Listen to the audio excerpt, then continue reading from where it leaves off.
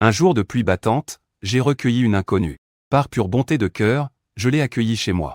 Jusqu'au jour où ses parents sont venus frapper à ma porte.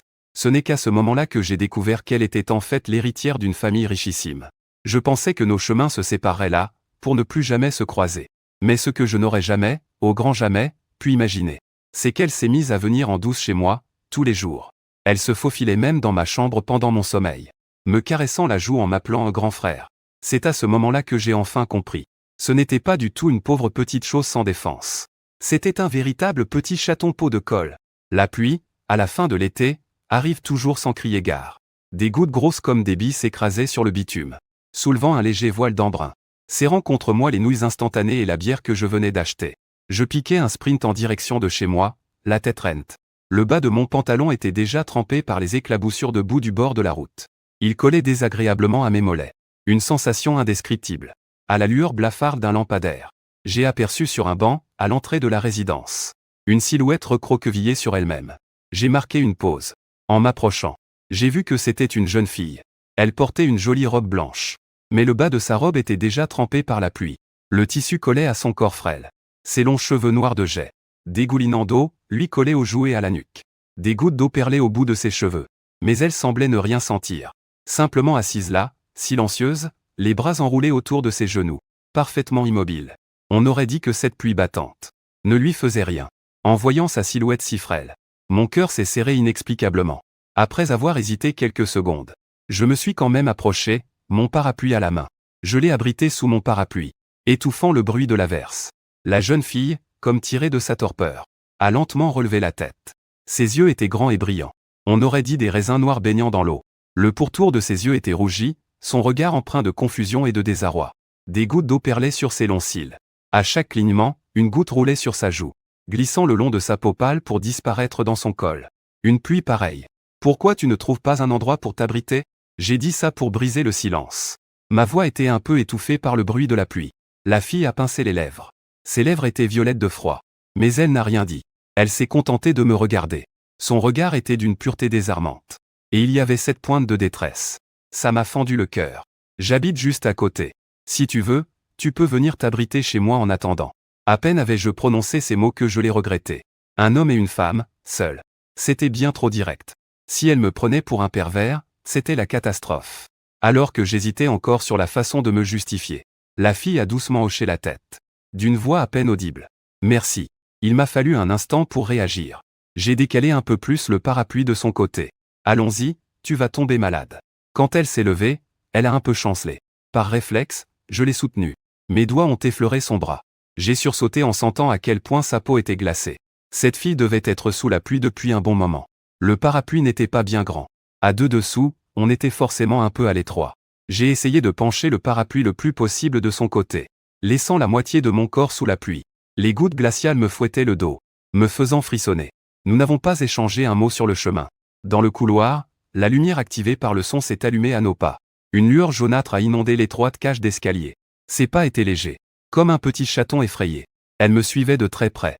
Au moment où j'ai ouvert la porte de chez moi, une vague de chaleur nous a accueillis, mêlée au léger parfum du café que j'avais fait dans la journée.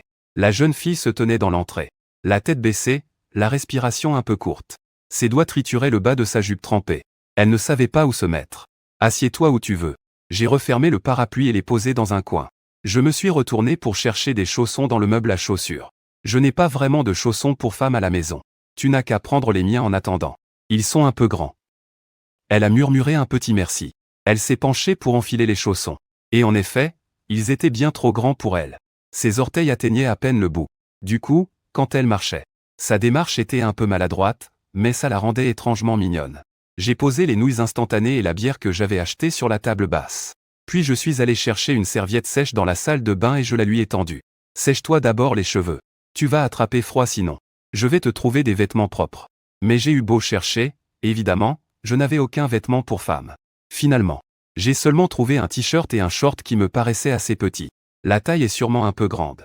Mais c'est toujours mieux que de rester dans des vêtements trempés. Au moment où elle a pris les vêtements, ses doigts ont effleuré les miens. Ils étaient encore glacés. Je n'ai pas pu m'empêcher d'insister un peu. Va vite te changer. La salle de bain est par là. Il doit encore y avoir de l'eau chaude. Serrant les vêtements contre elle, elle est entrée dans la salle de bain, la tête toujours basse. Très vite, j'ai entendu le bruit de l'eau couler. J'ai poussé un soupir de soulagement. Je me suis affalé sur le canapé en ouvrant un paquet de chips. J'ai allumé la télé. Il y avait une émission de variété sans aucun intérêt. Mais je n'avais pas du tout la tête à ça. Mon esprit était complètement ailleurs. Les yeux humides de cette fille, tout à l'heure. À vrai dire. Moi, un simple programmeur dans une petite boîte. Je mène une vie de métro-boulot-dodo. Du 9-17, avec quelques heures sup de temps en temps. Sans grande ambition. Je pense juste à mettre un peu d'argent de côté pour m'acheter un appart un peu plus grand. Prendre un chat et vivre une vie tranquille. Quelqu'un comme moi n'a pas vraiment l'occasion de croiser la route d'une fille qui a l'air d'avoir été élevée dans du coton. Le bruit de l'eau dans la salle de bain s'est arrêté. La fille est sortie. Elle portait mon t-shirt et mon short. Ses vêtements trop grands pour elle la rendaient encore plus petite et délicate. L'ourlet du t-shirt lui arrivait en haut des cuisses. Et le short, trop large, tenait à peine sur ses hanches, laissant voir 2 jambes fines et pâles. Elle s'était essuyé les cheveux avec une serviette. Mais ils étaient encore humides et retombaient sur ses épaules. Ses joues étaient roux. Sa fragilité et son air égaré avaient un peu disparu, laissant place à une étincelle de vie. Je suis resté un instant captivé. J'ai vite détourné le regard et, en montrant le canapé, j'ai dit « Assieds-toi. Je vais te préparer une soupe au gingembre pour te réchauffer. » Dans la cuisine, sur la gazinière. La soupe au gingembre mijotait en dégageant une vapeur chaude. L'odeur épicée du gingembre, mêlée au parfum sucré du sucre roux, emplissait la pièce. Quand je suis sorti de la cuisine avec les 2 bols de soupe, la jeune fille était assise dans un coin du canapé, regardant la télévision d'un air sage. Mais son regard était dans le vide. « Bois un peu de soupe au gingembre. » Je lui ai tendu un des bols. « Bois-la tant que c'est chaud, sinon tu risques d'attraper froid. » Elle a pris le bol. Et l'a bu à petites gorgées. Modèle. Elle fronça légèrement les sourcils, comme si elle n'était pas habituée au goût du gingembre. Mais elle s'est quand même forcée à tout boire. En la voyant si docile. Mes doutes n'ont fait que grandir. Il est si tard. Une fille, en robe, assise sous la pluie. Elle n'avait même pas de parapluie. Il lui était sûrement arrivé quelque chose, mais je n'ai pas osé demander. Chacun a ses propres problèmes. Puisqu'elle ne voulait rien dire. Ce n'était pas la peine d'insister. Il n'y a qu'une seule chambre à la maison. Tu dormiras dans mon lit ce soir. Lui ai-je dit en débarrassant la vaisselle. Essayant de prendre un air décontracté. Je peux très bien me contenter du canapé pour une nuit. La fille a brusquement relevé la tête. Une lueur de panique dans les yeux. Non, non, ce n'est pas la peine. Je peux dormir sur le canapé, ça ira. Comment pourrais-je te laisser dormir sur le canapé? Ce n'est rien. Je suis un homme, qu'est-ce que ça peut faire de dormir sur un canapé? J'ai souri. Pour une fille comme toi, c'est plus confortable de dormir dans un lit. Elle a voulu ajouter quelque chose. Mais je lui ai fait signe de la main. C'est décidé. Je vais te préparer le lit. Mon lit avait des draps bleus et propres. Il sentait légèrement le soleil. J'ai arrangé la couette. Et j'ai pris un oreiller neuf que j'ai posé en tête de lit. Puis, je me suis retourné et je suis sorti. La fille était toujours assise sur le canapé, serrant le coin de ses vêtements dans sa main. Comme si elle voulait dire quelque chose. Allez, va te coucher. Il se fait tard, ai-je dit en désignant la chambre. Demain matin, je te raccompagnerai chez toi. Elle a hoché la tête. Elle s'est levée et a marché lentement vers la chambre. Arrivée à la porte, elle s'est arrêtée un instant. Elle s'est retournée pour me jeter un regard. Et a murmuré, merci. L'un mot. J'ai été surpris un instant. Il me semble que je ne lui avais pas dit mon nom. Puis j'ai compris. Ça devait être tout à l'heure, en prenant les vêtements. Elle a dû voir ma carte d'identité que j'avais laissée sur la table de chevet. J'ai souri. De rien. Bonne nuit. La porte de la chambre s'est refermée doucement. Je me suis retrouvé seul dans le salon. La télé diffusait encore une émission de variété bruyante. Mais le silence qui m'entourait me semblait terrifiant. J'ai lavé le bol de la soupe au gingembre. Puis j'ai rangé un peu le salon. Ce n'est qu'après que je me suis allongé sur le canapé. Le canapé n'était pas grand. Avec mon mètre 80, je ne pouvais même pas étendre mes jambes. J'ai dû me recroqueviller et tenter de fermer les yeux. Je ne sais pas combien de temps s'est écoulé. Alors que je sombrais dans un demi-sommeil. J'ai senti un poids sur moi. C'était lourd. Et ça dégageait un léger parfum. J'ai ouvert brusquement les yeux. Grâce au clair de lune qui filtrait par la fenêtre. J'ai vu une silhouette familière penchée sur moi. Ses longs cheveux d'un noir de jet tombaient en cascade, effleurant ma joue. Une sensation de chatouillement. C'était Bézirou. Je me souviens que tout à l'heure, quand elle s'est changée, son nom était sur son t-shirt, brodé avec une délicate police Ketty. Qu'est-ce qu'elle faisait là? J'allais ouvrir la bouche, quand j'ai entendu des sanglots étouffés, discrets et saccadés, comme les gémissements d'un chaton. Son corps tremblait encore légèrement. Ses mains agrippaient fermement le PAN de mes vêtements. Ses jointures en étaient devenues blanches. Qu'est-ce qui ne va pas? Ai-je demandé d'une voix douce, avec la plus grande précaution, de peur de l'effrayer. Bézirou n'a rien dit. Elle a simplement enfoui son visage dans le creux de mon cou. Ses larmes chaudes ont trempé mon t-shirt. Une fraîcheur presque glaciale. Ses épaules étaient secouées de sanglots. Il pleurait de plus en plus fort. Comme s'il voulait évacuer toute sa peine. J'étais complètement figé, je n'osais pas bouger. Je n'ai pu que tendre la main pour lui tapoter doucement le dos. Comme pour consoler un enfant. Allez, allez, ne pleure plus. On en parlera demain, d'accord? Il a pleuré longtemps. Tellement longtemps que j'ai cru qu'il allait s'évanouir en pleurant. Il s'est enfin calmé peu à peu. Mais son corps était encore secoué de légers soubresauts. La main qui agrippait ma jambe ne s'est pas desserrée. J'ai eu peur quand sa voix, nasillarde et étouffée, a murmuré, « Je ne veux pas dormir tout seul. » Mon cœur s'est serré. J'ai soupiré. N'aie pas peur. Je suis là. Si tu as peur, retourne dormir dans ton lit. Je resterai avec toi. Il a relevé la tête. Ses yeux étaient tout rouges, comme ceux d'un petit lapin. Vraiment? Vraiment. J'ai hoché la tête. Je veillerai sur toi au bord du lit, d'accord? Il a hésité un instant, puis a quand même hoché la tête. Il s'est lentement relevé de sur moi. Debout à côté, la tête basse, il n'osait pas me regarder. Je me suis levé. J'avais la jambe complètement engourdie. J'ai failli tomber. Bézirou m'a instinctivement rattrapé. Il a murmuré, « Fais attention. » Je me suis massé la jambe. J'ai souri. Ce n'est rien. Ça m'arrive tout le temps. Je l'ai suivi dans la chambre. Il s'est sagement allongé sur le lit, recroquevillé sur lui-même. Mais ses yeux restaient grands ouverts, fixés sur moi. J'ai pris une chaise et je me suis assis au bord du lit. Dors, je te surveille. Il a hoché la tête. Et a fermé les yeux. Mais ses cils tremblaient encore légèrement. Après un long moment, sa respiration est devenue calme et régulière. Il a sombré dans un sommeil profond. Je l'ai regardé dormir, de profil. Ses longs cils ressemblaient à deux petits éventails. Les coins de sa bouche étaient légèrement pincés. Il avait l'air si sage et inoffensif. J'ai soupiré. Mais mon cœur, lui, était comme rempli d'une douce chaleur. Cette nuit-là, je n'ai quasiment pas dormi. Je suis resté à son chevet, à écouter sa respiration régulière, jusqu'à ce que les premières lueurs de l'aube apparaissent à la fenêtre. C'est seulement là que je me suis assoupi un instant, le menton dans la main. Quand je me suis réveillé, c'est une odeur alléchante qui m'a tiré de mon sommeil.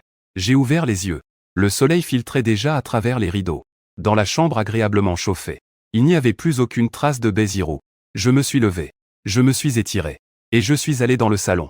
C'est là que j'ai vu Bézirou, avec mon tablier noué à la taille. Il se tenait devant les fourneaux, une spatule à la main, en train de faire revenir quelque chose avec précaution. En entendant mes pas, il a tourné la tête vers moi. Un léger sourire aux lèvres, il m'a dit, « Tu es réveillé. J'ai préparé le petit déjeuner. J'espère que ça te plaira. » Je me suis approché pour jeter un coup d'œil. Dans la poêle grésillaient des œufs au plat bien dorés. À côté, une assiette avec quelques toasts. Et un verre de lait chaud fumait. « Tu sais cuisiner ?» J'étais un peu surpris. À voir son air de prince. J'aurais juré qu'il n'avait jamais mis les pieds dans une cuisine. Bézirou a souri, un peu embarrassé. « Je sais juste faire quelques trucs simples. J'espère que ce ne sera pas trop mauvais. » Bien sûr que non. J'ai pris un toast et j'ai croqué dedans. C'était moelleux et délicieux. C'est délicieux. Ses yeux se sont illuminés. On aurait dit un enfant qu'on venait de féliciter. Son sourire s'est encore élargi. Après le petit déjeuner, je débarrassais la vaisselle. Bézirou se tenait à côté, me regardant, l'air d'hésiter à parler. « Ah, au fait ?» Je me suis essuyé les mains. Je me suis tourné vers elle. « Où est-ce que tu habites? Je vais te raccompagner. Ta famille doit être morte d'inquiétude. » En entendant ces mots, le visage de Bézirou est devenu blême. Son regard a de nouveau trahi cette expression perdue et désemparée. Elle a secoué la tête. Sa voix était suppliante. « Je ne veux pas rentrer à la maison. Est-ce que je pourrais rester encore quelques jours? » J'ai froncé les sourcils. « Pas question. Une fille comme toi, qui a fugué depuis si longtemps. Tes parents doivent être comme des fous. » Je n'ai pas fugué. Les yeux de Bézirou se sont mis à rougir. C'est juste que, je ne veux pas y retourner pour affronter tout ça. J'allais dire quelque chose d'autre. Mais elle m'a soudainement attrapé le bras. Son regard était pitoyable. Comme celui d'un chiot abandonné. L'un je t'en supplie. Laisse-moi rester encore quelques jours, d'accord? Je ne te causerai aucun problème. Je sais faire la cuisine, la lessive, le ménage. Je ferai tout ce que tu veux. En la voyant comme ça a touché ma corde sensible. J'ai failli accepter d'un signe de tête. Mais la raison l'a emporté sur mes émotions. J'ai soupiré. Non. La question n'est pas de savoir si tu me déranges ou non. Tes parents sont sûrement en train de te chercher partout. Et s'ils ont prévenu la police, ça s'apparenterait à quoi? De l'hébergement. De personnes disparues?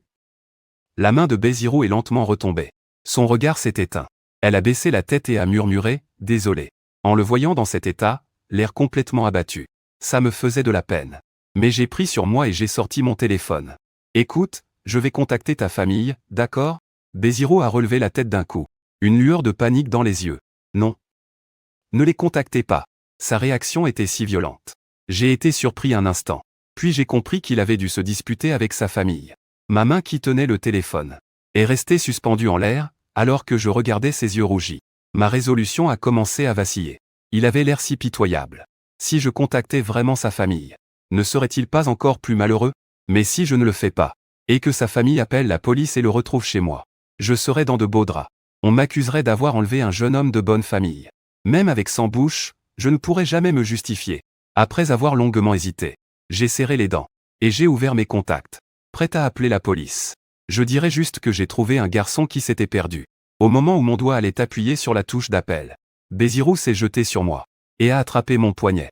Il n'avait pas beaucoup de force, mais il était tenace. Ses yeux étaient remplis de supplications. L'un mot, n'appelle pas la police, je t'en supplie. Je ne veux vraiment pas y retourner. Je serai sage. Je te le promets.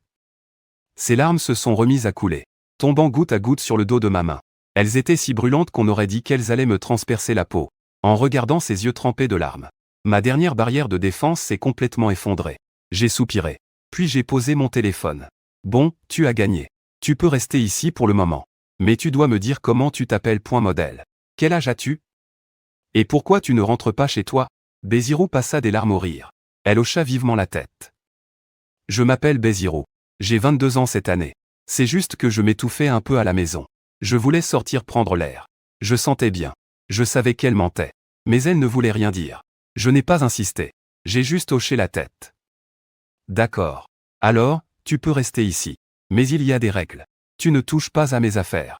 Deuxièmement, on se partage les tâches ménagères, je fais la cuisine, tu fais la vaisselle. Je passe la serpillière, tu nettoies la table. Troisièmement, interdiction de sortir quand ça te chante. Si jamais ta famille te retrouve ici, je ne veux pas avoir d'ennui. Béziro a hoché la tête énergiquement, comme un petit chaton bien sage. D'accord. Je ferai tout ce que tu dis. Et c'est comme ça que Béziro s'est installé chez moi. Au début, je pensais qu'une demoiselle comme elle ne savait sûrement rien faire de ses 10 doigts, qu'elle était complètement incapable. Mais à ma grande surprise, elle était en fait très douée. Tous les matins, avant même que je ne sois réveillé, elle avait déjà préparé le petit déjeuner. Œufs au plat, toast, lait, elle variait les plaisirs tous les jours. Parfois, elle préparait même du porridge, avec quelques accompagnements légers. Et c'était étonnamment bon. Elle s'occupait aussi du ménage de manière très organisée. Ma chambre était toujours impeccablement rangée grâce à elle.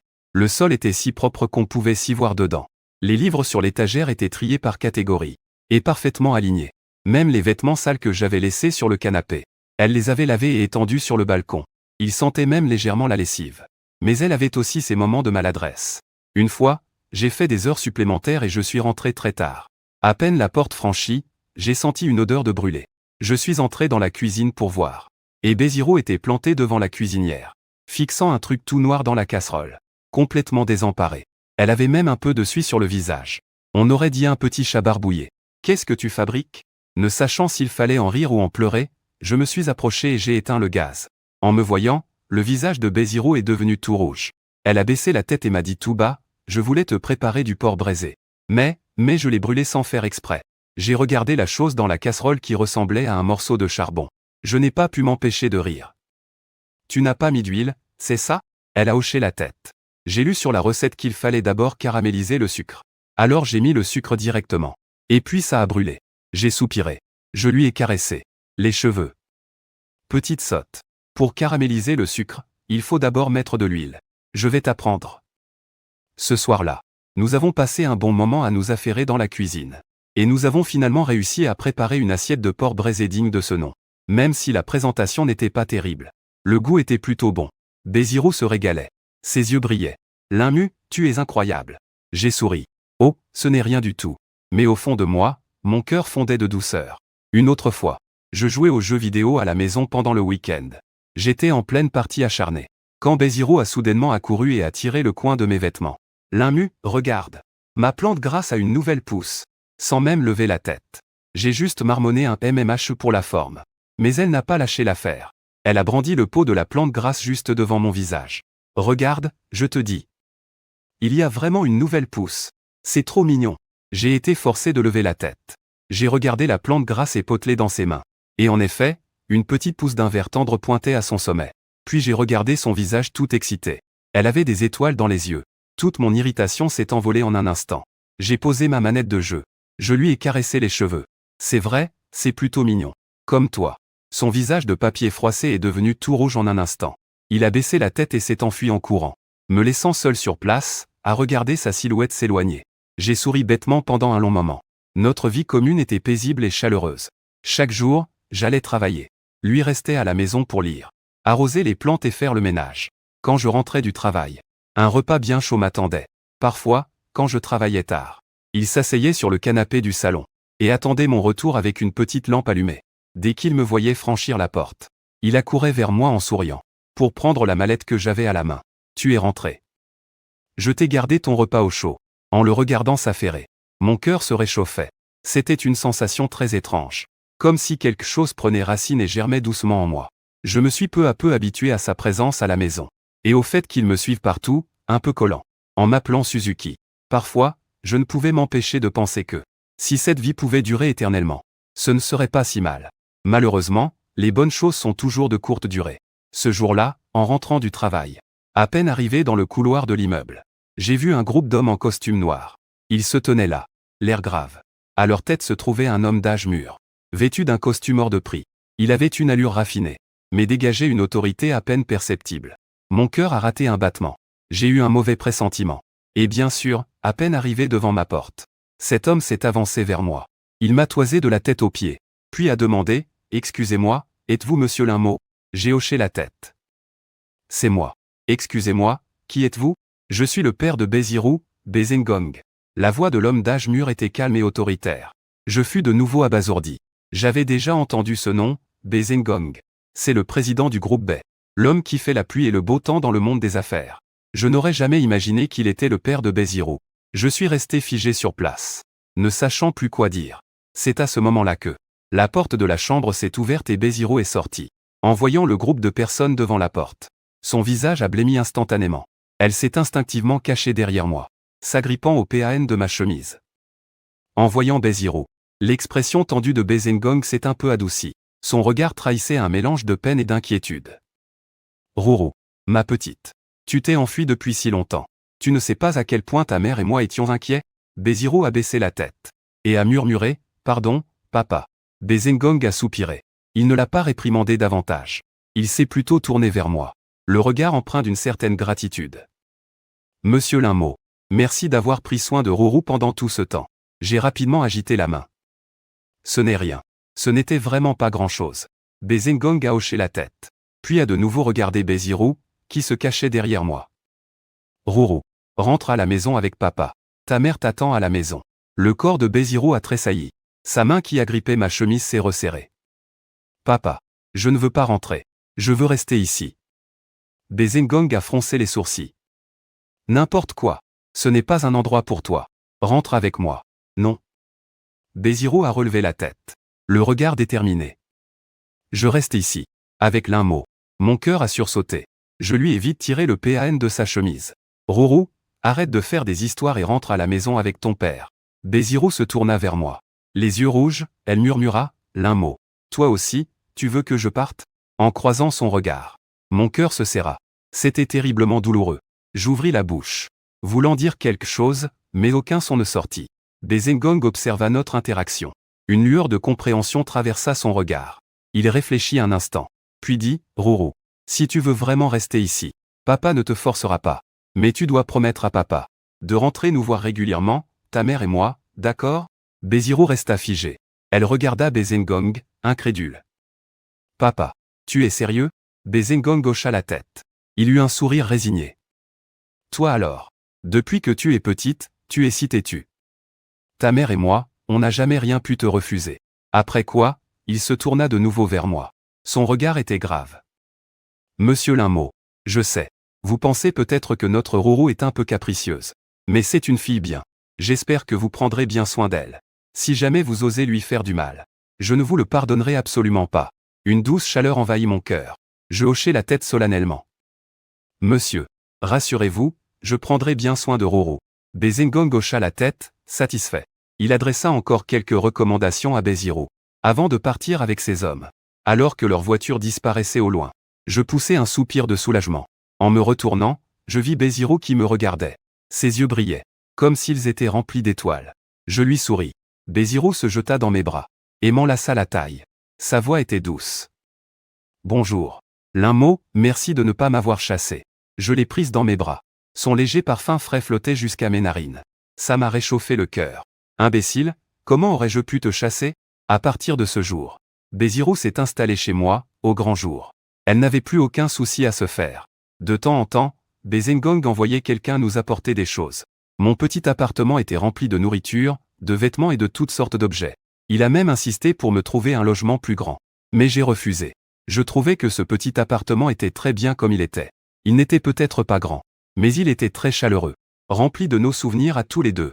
Bézirou est aussi devenue de plus en plus collante. Chaque jour, quand je partais au travail, elle se tenait sur le pas de la porte. Elle se mettait sur la pointe des pieds pour m'embrasser. Fais attention sur la route. Rentre vite. Quand je rentrais du travail, elle se jetait dans mes bras pour m'enlacer. Elle me faisait des mamours et me racontait toutes les choses amusantes qui s'étaient passées dans la journée. Parfois, quand je faisais des heures supplémentaires, elle m'attendait, assise sur le canapé. En me voyant franchir la porte, elle accourait en souriant. Je t'ai réchauffé le repas. Le week-end, nous allions faire les courses ensemble au supermarché. On se blottissait sur le canapé pour regarder des films. On allait se promener au parc. On cuisinait ensemble dans la cuisine. Les jours s'écoulaient, paisibles et heureux. Parfois, je ne peux m'empêcher de penser à ces jours-là. Si seulement ça pouvait durer éternellement. Peu de temps après, j'ai demandé Bézirou en mariage. Pas de grande cérémonie, pas de bague en diamant hors de prix, juste un simple anneau en argent. Je me suis agenouillé et les regardé dans les yeux avec tendresse. Je n'ai pas d'argent, pas de grande maison, pas de voiture de luxe. Mais j'ai un cœur qui t'aime. Je veux passer le reste de ma vie avec toi. Veux-tu m'épouser? Les larmes de Bézirou se sont mises à couler instantanément. Elle a hoché la tête de toutes ses forces. Oui, je le veux. L'un mot, oui, je le veux. Je lui ai passé la bague au doigt. Je me suis relevé et l'ai prise dans mes bras. J'ai déposé un baiser sur son front. Le mariage a été très animé. Bézengong nous a offert ce qu'il y avait de mieux. Mais je savais que ce n'était pas ce que Bézirou voulait. C'était une vie simple et paisible avec moi. La vie après le mariage n'était pas très différente de celle d'avant. Il y avait juste un certificat de mariage en plus. Une responsabilité en plus. Et aussi un peu plus de douceur. Bézirou était toujours aussi collante. Chaque matin au réveil, elle se blottissait dans mes bras, refusant de se lever. Il fallait que je l'embrasse. Pour qu'elle accepte enfin de se lever et de préparer le petit déjeuner. Chaque soir avant de dormir, elle s'accrochait à mon bras, se recroquevillant dans mes bras comme un petit chaton. Plus tard, nous avons eu une fille. Nous l'avons appelée Nianro. Notre petite Nian ressemblait à Bézirou, avec ses grands yeux qui clignaient sans cesse. Elle était d'une mignonnerie indescriptible. Je pensais qu'avec l'arrivée de notre fille, Bézirou concentrerait toute son attention sur elle. Mais à ma grande surprise, elle est devenue jalouse. Chaque fois que je prenais Nian dans mes bras pour jouer avec elle, Bézirou s'approchait en faisant la moue, et me la reprenait des bras, le mettre dans son berceau. Puis il est venu se blottir dans mes bras, en me disant d'un air tout penaud, « Suzuki, tu ne m'aimes plus, c'est ça? Tu passes tout ton temps avec Nian et plus jamais avec moi. » Je ne savais pas si je devais en rire ou en pleurer. Je n'ai pu que le prendre dans mes bras pour le consoler. Mais non, bien sûr que non. C'est toi que j'aime le plus. Nian est notre petit trésor. Mais toi, tu es mon grand trésor. C'est seulement à ce moment-là que Bézirou a souri, satisfait. Il m'a déposé un baiser sur la joue. Parfois, quand Nian pleurait au milieu de la nuit, je me levais pour le calmer. Bézirou se levait aussi. Il s'accrochait à mon bras en me regardant consoler Nian, avec une pointe de jalousie dans le regard. Comment peut-il pleurer autant? Il est encore plus peau de colle que moi. Je n'ai pas pu m'empêcher de rire. Je lui ai ébouriffé les cheveux. Toi alors? Tu es parent maintenant, et tu agis encore comme un enfant. Bézirou a grogné. Il a enfoui sa tête dans mon cou. Ça m'est égal. C'est moi que tu dois aimer le plus. Je l'ai serré dans mes bras, en regardant Nian qui dormait paisiblement dans son berceau. Mon cœur débordait de bonheur. La lumière du soleil qui filtrait par la fenêtre était parfaite, nous inondant de sa douce chaleur. C'était un moment de pure sérénité. J'imagine que c'est ça, le bonheur. J'ai baissé la tête et déposé un baiser sur le front de Bézirou. J'ai murmuré, d'accord. C'est toi que j'aime le plus. Je t'aimerai toujours plus que tout au monde. Bézirou a relevé la tête pour me regarder. Ses yeux brillaient, comme s'ils étaient remplis de la lumière des étoiles. Il s'est mis sur la pointe des pieds et a posé ses lèvres sur les miennes. Le soleil filtrait à travers la fenêtre, nous enveloppant de sa lumière. Un moment chaleureux et merveilleux. Fin.